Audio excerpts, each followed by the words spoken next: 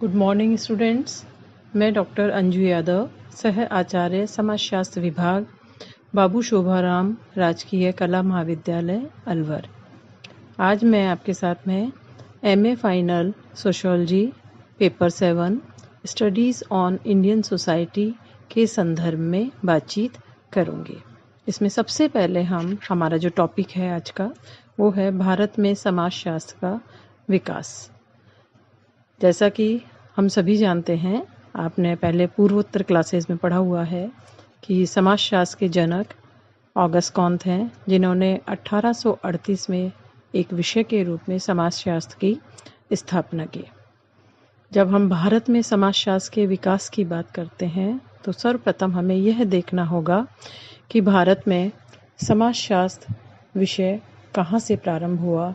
विश्वविद्यालय महाविद्यालय स्तर पर समाजशास्त्र का अध्ययन अध्यापन कार्य कब से शुरू हुआ। तो हम इसे कुछ विशिष्ट क्षेत्रों में बांटकर या कुछ सब टाइटल्स में बांटकर देखेंगे, जिसमें स्वतंत्रता से पूर्व भारत में समाजशास्त्र का विकास, फिर स्वतंत्रता प्राप्ति भारत में समाजशास्त्र का विकास, स्वतंत्रता जो मुख्य विकास भारत में समाजशास्त्र का हुआ आज जिसे हम देख रहे हैं वो स्वतंत्रता प्राप्ति के पश्चात हुआ। तो उसे हम कुछ अलग अलग दशकों के अंतर्गत बांटकर देखेंगे, जैसे 70 के दशक में समाजशास्त्र का विकास, 80 के दशक में, 90 के दशक में और उसके पश्चात कंटिन्यू अब तक समाजशास्त्र का विभिन्न क्षेत्रों में किस प्रकार का विकास हमें देखने को मिलता है। इसका शोध कार्य, शोध क्षेत्र कौन कौन से हमें विभिन्न क्षेत्रों में देखने को मिलते हैं। यदि हम स्वतंत्रता प्राप्ति से पूर्व के भारत की बात करते हैं, जहां समाजशास्त्र विषय का प्रारंभ हुआ, तो ये हम पिछली शताब्दी की ही बात है, जब हम 1910 के पश्चात समाजशास्त्र विषय का प्रारंभ देखेंगे। और हम ये एक महत्वपूर्ण बिंदु है कि समाजशास्त्र और सामाजिक मानवशास्त्र के उदय को भारत के अंदर हम देखते हैं तो यहाँ एक स्पष्ट बात मैं आपके साथ शेयर करना चाहूँगी कि ब्रिटिश साम्राज्य द्वारा प्रशासन चलाने के लिए भारत के समाज को भली प्रकार समझने की आवश्यकता थी और समाजशास्त्र के उदय को हम इसी के साथ जोड़कर देख सकते हैं। ब्रिटिशर्स उन सामाजिक सांस्कृतिक परिस्थितियों को समझना चाहते थे जिसमें उन्हें अपने प्रशासन में सफलता मिल सके। तो हम ये देखें कि भारत में स्वतंत्रता प्राप्ति से पूर्व किस किस प्रकार के हमें अलग अलग वर्षों में इसका अलग अलग क्षेत्र में प्रगति देखने को मिली। हम 1914 से और 1947 तक के समय को भारत में समाजशास्त्र के औपचारिक स्थापना के काल के रूप में देख सकते हैं। सर्वप्रथम 1914 में बम्बई विश्वविद्यालय में समाजशास्त्र का अध्ययन प्रारंभ हुआ और उस समय समाजशास्त्र का अलग विभाग नहीं था, वरन नागरिक शास्त्र और अर्थशास्त्र के साथ इसे जोड़कर देखा गया, पढ़ाया गया। सन 1919 में बम्बई विश्वविद्यालय में समाजशास्त्र का अलग विषय बना और उसके विभागाध्यक्ष थे, यानी सर्वप्रथम जो विभाग बना उसके पहले विभागाध्यक्ष के रूप में यदि हम बात करते हैं तो वो हैं पैट्रिक गिडिंस। G.S. घुरिये और N.K. टूथी बाद में उनके सहयोगी बने और 1924 में इसी विश्वविद्यालय में एक विभागाध्यक्ष के रूप में पैट्रिक गिडिंग्स की जगह G.S. घुरिये को बनाया गया, वहाँ का विभागाध्यक्ष। ये तो बात है बम्बई विश्वविद्यालय की। दूसरी ओर 1917 में कलकत्ता विश्वविद्यालय में B.N. सील के अथक परिश्रम और प्रयासों के फलस्वरूप वहाँ समाजशास्त्र विषय का औपचारिक अध्ययन प्रारंभ हुआ। लखनऊ विश्वविद्यालय में जब हम देखते हैं तो 1921 में लखनऊ विश्वविद्यालय में समाजशास्त्र तथा अर्थशास्त्र का एक संयुक्त विभाग बना और उसके अध्यक्ष, विभाग अध्यक्ष के रूप में राधा कमल मुखर्जी पदस्थापित हुए और इनके सहयोगी के रूप में डीपी मुखर्जी और डीएन मजूमदार इनके साथ सर्वदा कार्य किया।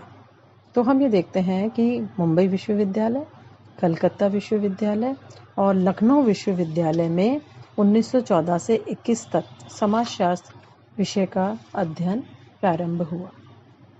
1928 में मैसूर विश्वविद्यालय में समाजशास्त्र का अध्ययन प्रारंभ हुआ और यहाँ जिसको श्रेय जाता है वो है प्रोफेसर B.N. सील तथा A.R. वाडिया, जिनके अथक प्रयासों के फलस्वरूप यहाँ पर समाजशास्त्र के विषय का अध्ययन प्रारंभ हुआ। तत्पश्चात 1930 में पूना विश्वविद्यालय में समाजशास्त्र और मानवशास्त्र के विभाग की स्थापना की गई और जिनके विभागाध्यक्ष के पद पर सुशोभित हुए इरावती कर्वे। तो हमने ये देखा कि 1914 से और 1930 तक अलग अलग विश्वविद्यालयों के अंतर्गत समाजशास्त्र एक विषय के रूप में प्रतिस्थापित हो चुका था। यद्यपि यदि हम इसकी आज के समय से तुलना करें तो अधिकांश जो विकास हुआ समाजशास्त्र का वो स्वतंत्रता प्राप्ति के पश्चात हुआ, लेकिन प्रारंभ वहाँ से हो चुका था और इन्हीं जो हमारे दिग्गज हैं, समाजशास्त्री हैं प्रसिद्ध, इन्हीं के नेतृत्व में, इन्हीं के स्टूडेंट्स के रूप में हमें बहुत सारे समाजशास्त्र के विद्वान देखने को मिले, जिन्होंने अलग अलग क्षेत्रों के अंतर्गत अलग अलग फील्ड में अपना कार्य किया और एक विस्तृत लिटरेचर के रूप में आज वो हमारे सामने मौजूद है। तो स्वतंत्रता से पूर्व 1914 से और 1947 तक मुंबई, कलकत्ता, लखनऊ ये 3 महत्वपूर्ण केंद्र थे, लेकिन उनमें से जो सबसे गतिशील एकमात्र केंद्र था वो बम्बई था। स्टूडेंट्स, अब हम ये देखें, थोड़ा आगे चलें, इसमें इसी के कंटिन्यूएशन में यदि हम देखते हैं कि 1952 में इंडियन सोशियोलॉजिकल सोसाइटी, जिसे हम ISS कहते हैं, की स्थापना हुई और उसके अध्यक्ष थे, स्थापना करने का श्रेय है GS घुरिये, प्रोफेसर गोविंद सदाशिव घुरिये। बाद में इन्हीं के प्रयासों के फलस्वरूप समाजशास्त्र में एक पत्रिका, एक बुलेटिन निकाला जाने लगा जिसका नाम है सोशियोलॉजिकल बुलेटिन और इस पत्रिका के संपादक भी GS घुरिये थे। कुछ महत्वपूर्ण समाजशास्त्रियों की हम बात करेंगे जिनके अध्ययन के विशिष्ट क्षेत्र कौन कौन से थे, वो चर्चा मैं आपके साथ में करना चाहूँगी। जिनमें से कुछ महत्वपूर्ण हैं, जैसे डॉक्टर हट्टन एवं डॉक्टर मजूमदार। इनका हमें जो विशेष क्षेत्र मिलता है जिस पर इनका काफ़ी अध्ययन और शोध कार्य है वो है जाति व्यवस्था। KM कापड़िया, इन्होंने परिवार, विवाह एवं नातेदारी पर अपना शोध कार्य किया और वो आज हमें एक विशिष्ट लिटरेचर के रूप में देखने को मिलता है। इरावती कर्वे, आपका विशेषज्ञता नातेदारी रहा है। प्रोफेसर श्यामचरण दुबे और AR देसाई। इसके साथ DN मजूमदार, आपने भारतीय ग्रामीण समुदाय के ऊपर काफ़ी कार्य किया है और आपका विशेषज्ञता इसी के ऊपर हमें आज उपलब्ध है। राधा कमल मुखर्जी, आपने अर्थशास्त्र का सिद्धांत, प्रसिद्ध सिद्धांत है जिसे हम आज भारतीय समाजशास्त्रियों की देन के अंतर्गत देखते हैं। DP मुखर्जी, आपके इतिहास की मार्क्सवादी व्याख्या, प्राचीन अर्थव्यवस्था को समाजशास्त्र से जोड़कर देखा, ये एक महत्वपूर्ण देन है। इसी के साथ साथ आपने पाश्चात्य एवं भारतीय परंपराओं के समन्वित चिंतन के ऊपर काफ़ी जोर दिया कि हम तभी भारतीय समाज को, भारतीय परंपराओं को समझ सकते हैं जब हम कंपैरेटिव या इनको साथ साथ देखें। AK सरन, आपका फोकस भारतीय सामाजिक मूल्यों के ऊपर रहा और आपका ये फोकस इसलिए रहा कि आपके अनुसार यदि हम भारतीय सामाजिक संरचना को समझना चाहते हैं तो उसके लिए हमें भारतीय सामाजिक मूल्यों को समझना होगा। बिना सामाजिक मूल्यों को समझे हम सामाजिक संरचना को नहीं समझ सकते। इसी प्रकार नर्मदेश्वर प्रसाद, जिनका जाति व्यवस्था के ऊपर महत्वपूर्ण कार्य हमें देखने को मिलता है। अब हम यदि समाजशास्त्र का विकास भारत में स्वतंत्रता प्राप्ति के पश्चात देखें तो सबसे पहले हम ये देखें कि 70 के दशक के अंतर्गत भारत में किस प्रकार से समाजशास्त्र का विकास हुआ। उस समय भारत के विभिन्न प्रांतों में शिक्षण के लिए मातृभाषा का प्रयोग किया जाता था। माध्यम जो था शिक्षा का वो मातृभाषा को स्वीकार किया जा चुका था और अब तक भारत सरकार ने सामाजिक विज्ञानों के विकास में लगभग कंटिन्यू रुचि दिखाई है।